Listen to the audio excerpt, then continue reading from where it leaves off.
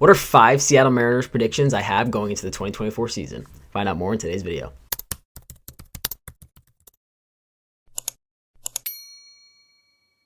So I wanted to do a video where I went into some of my predictions going into this season, and some of them may be considered hot takes, but it's just certain things that I think will happen in the 2024 season. And just one little quick sidebar is that obviously I want all positive things to happen for certain players, but there are certain guys that I think will have a little bit of a down year compared to they did last year. So again, wishing nothing but the best for these guys, and I would love to see them go out and have an even better year, but just, again, my predictions. So starting with number 1. The Seattle Mariners will be a playoff team by August. Now, before you flip out on me and say we don't even know if they're going to make the playoffs at all, in my opinion, I think this team will be a force to be reckoned with this season. Obviously, the biggest question is the ifs, as if everyone will stay healthy this entire season. But I believe if this team does stay healthy, they will be a known playoff team by August. And then the last month is essentially just going to come down to whether or not they can win the division. I think that obviously the Astros and the Rangers will be competitive just like they were last year, but I don't think they added anybody notable besides obviously Josh Hader this entire offseason. And if anything, those starting rotations are way worse than the Mariners. I don't want to say way worse because they do have some studs and they do have guys that are injured, but going into opening day,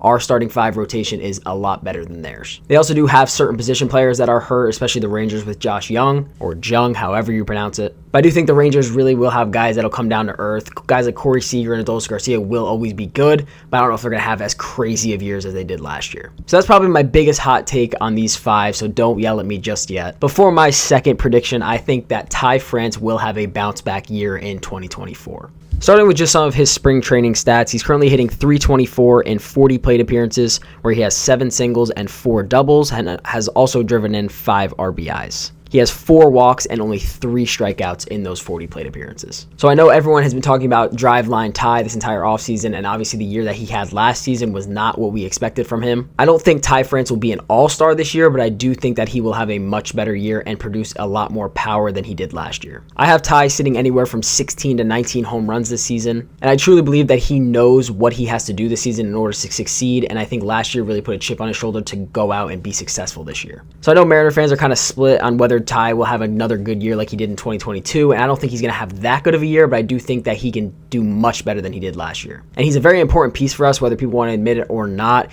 He does have a very good glove as well. His glove is slept on, I believe, but I think this season he's going to be a huge part of our success. Moving on to prediction number 3, and please do not jump down my throat for this one because I love JP Crawford, but in my opinion, he's not going to hit as many home runs or have as much power as he did in 2023. So the one thing that JP Crawford does very well is he succeeds in high leverage situations. He hit over 300 last year in high leverage situations. And it's one of the things that really stands out about him is he has that clutch gene. Whenever it's 2 outs or a big situation, he comes up big for the Mariners. And by no means am I saying he's not going to do that this year. He's going to have another great year, and I do not doubt that for a second. I just think 19 home runs was kind of his high end in terms of power, so I have him sitting anywhere from about 12 to 14. I don't think we'll ever see JP Crawford have another only 6 home run season. I do think that he still is going to generate that power. I just don't think at 19 homers a year type power. So again, please don't hate me. I love JP, and he's going to have another great year, but that is just my opinion. I don't think he's going to produce that high level of power like he did last year. And we did add a few more power bats in our lineup, so we don't necessarily need him to rely on the long ball kind of like he did last year a little bit. But yeah, I think JP Crawford's going to have an awesome year again this year, and there's no doubting that. Moving on to prediction number 4, and that is that Mitch Haniger is going to have a fantastic year for the Seattle Mariners. So just to go over some of his spring training stats so far, in 30 plate appearances, he has 4 home runs, 6 RBIs, and is hitting .464. Currently at that clip, he has a .279 WRC plus. And the one thing people wanted to know this entire season was, will Mitch Haniger go back to his old form? And I don't think he's going to have 40 home run old form,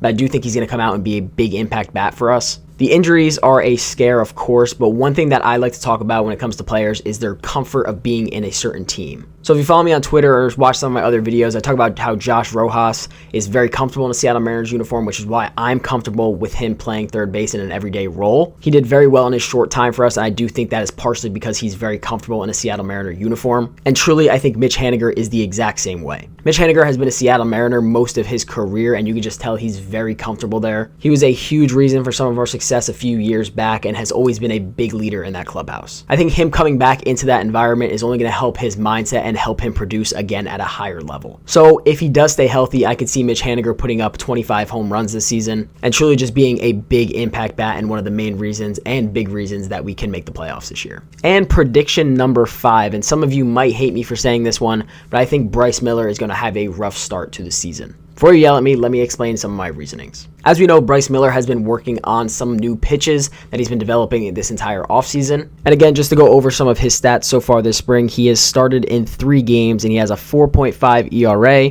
8 innings pitched, and has given up 9 hits, 4 earned runs, and 2 home runs. He also has 11 strikeouts in those 8 innings pitched. So going back to last year, Bryce Miller had a very good rookie campaign. He had a really good first few outings in the league, and then he kind of started to fall off a little bit once guys were able to hit his fastball with launch angle. And you can even see a little bit so far in spring training that guys are still hitting home runs off him. He's given up 2 in 8 innings so far. And there was also a clip of Tyler Locklear also taking him deep when they were just doing inner squads. So I think he's going to have to work out the kinks of those new pitches and really learn how to locate them effectively and really just learn to keep his fastball down and stop leaving it up so much. I think he will be fine once we get a little bit into the season, but I do think he might have a little bit of a rocky start. Bryce Miller and Brian Wu are both going into their second seasons and first full season with the Mariners. And as much as I do believe that they will be fine pitching at this level, there is a lot of pressure on the 2 shoulders of those guys, being the 4 and 5 in our rotation. So for that prediction, I do think he will be fine and there's nothing to worry about. I just think he will get off to a little bit of a rocky start. So those are my 5 big predictions going into the 2024 season. And if you guys want me to do a part 2, please let me know. I will come up with 5 more predictions. I have a lot to talk about going into the season. But otherwise, leave me some of your predictions down below, and I hope you guys did enjoy the video, and I'll see you in the next one.